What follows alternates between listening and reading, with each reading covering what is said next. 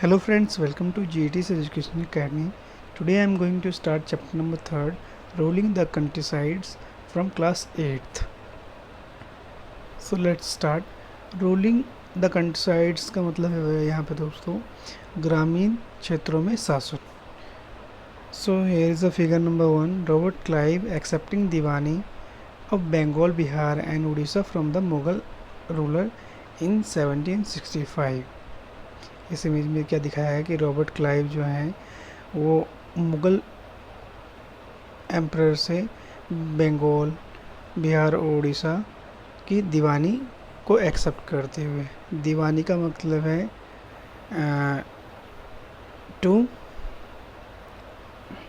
Right to collect revenue.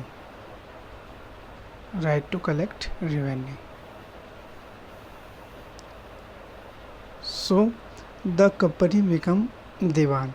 Company का किस में कन्वर्ट होना? दीवान में कन्वर्ट होना. So as I told, on 12 August 1765 the Mughal emperor appointed the East India Company as the Diwan of Bengal. 12 अगस्त 1765 को Mughal emperor जो थे वो Shah Alam second son of late Alamgir second, उन्होंने क्या किया, ब्रिटिश ईस्ट इंडिया कंपनी को वहाँ बंगाल का दीवान घोषित कर दिया. दीवान का मतलब मैंने आपको पहले बता दिया, right to collect revenue. After the battle of Buxar on 22 October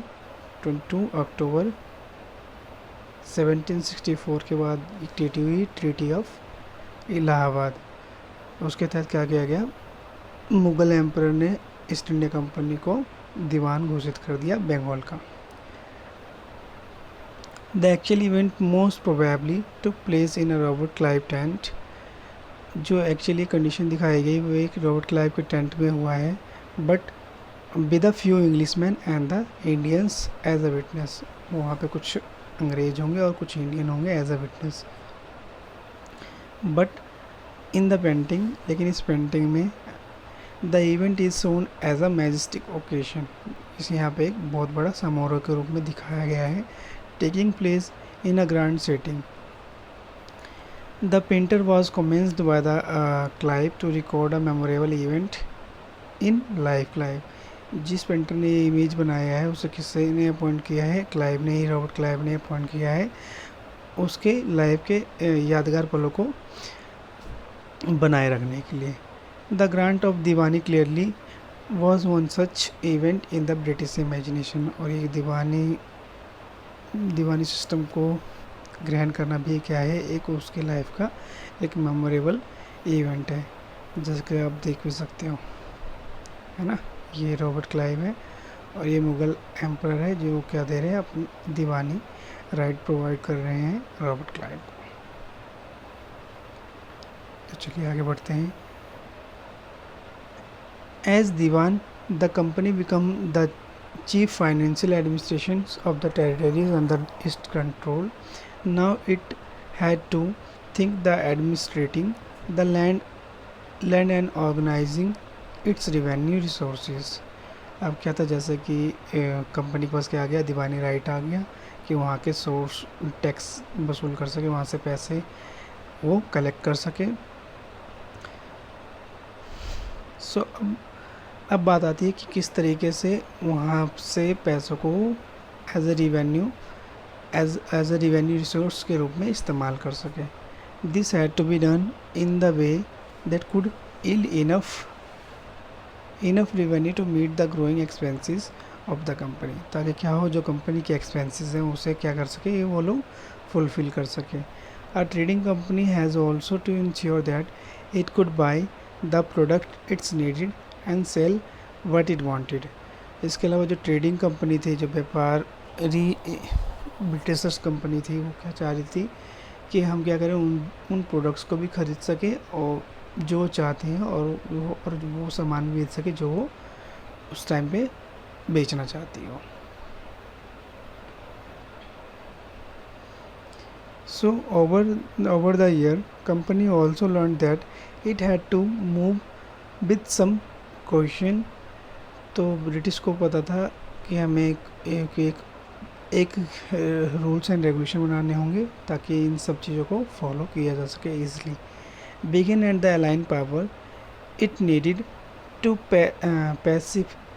pacify those who in the past had ruled the countrysides. तो इन सब के लिए क्या वो सोच रही थी कि जो पहले से यहाँ पे पैसिफाई रूलर है यानी कंट्री साइड्स में जो रूल कर रहे हों यानी पास यानी आप कह सकते हो कि जो पहले ऑलरेडी यहाँ पे क्या है पावन में उनको भी वो किस तरीके से प्यार से उनके ऊपर भी कंट्रोल कर सके and enjoy the authority of Prestige. और साथ में जो एंजॉय कर सके अपनी अथॉरिटी जो उन्हें मिली है प्रेस्टीज. प्रेस्टीज का मतलब जो सबसे ज़्यादा अच्छे अच्छे अधिकार मिले हैं उसे वो ईजिली फॉलो कर सके.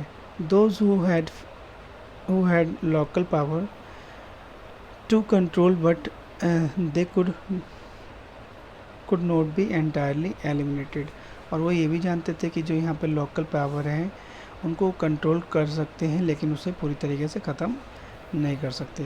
आप जानते हो कि अगर गांव में कोई पहले से मुखिया हो है ना, तो अगर उसे बिल्कुल ख़त्म करना चाहे कोई दूसरे देश का लोग तो क्या वो हो जाएगा ख़त्म होगा लेकिन बहुत ही मुश्किल हो पाएगा है ना. So how was this to be done, ये कैसे हो सकता है.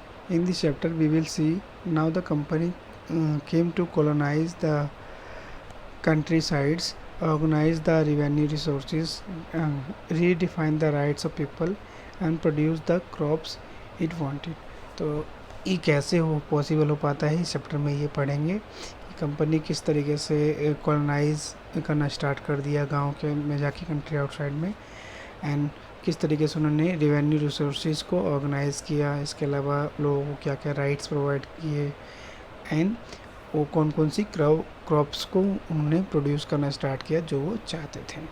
तो ये बाकी हम डिस्कस करेंगे अपने नेक्स्ट पार्ट में. जब तक के लिए आप हमारे साथ बने रहें. Thank you so much. If you like my video, please like, share and subscribe my channel. Thank you.